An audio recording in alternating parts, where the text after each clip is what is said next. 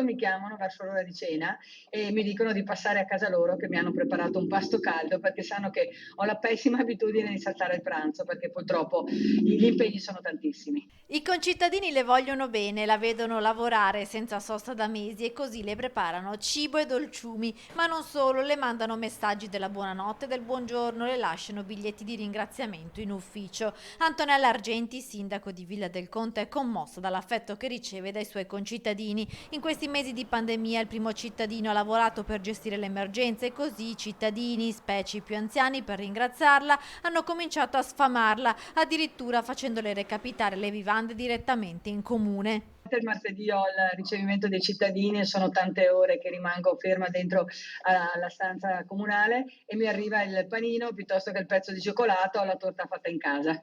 E sono veramente commossa quando ricevo questi doni, oltre che molto felice perché riesco a mettere nello stomaco qualcosa ed avere più energie. A gennaio, in tempi non sospetti, il sindaco aveva istituito l'assessorato alla solitudine dedicato alle persone sole o in difficoltà. Oggi, con la paura del Covid, i contatti via telefono e via email sono quotidiani. C'è chi chiede informazioni sui tamponi, chi è spaventato da un possibile contagio, chi ha bisogno della spesa o dei farmaci a domicilio. Tantissime le richieste, tanto che il sindaco Argenti ha messo a disposizione un nuovo numero 348 28 68 633, gestito direttamente da lei per dare risposta ai suoi concittadini attraverso telefonate o messaggi WhatsApp.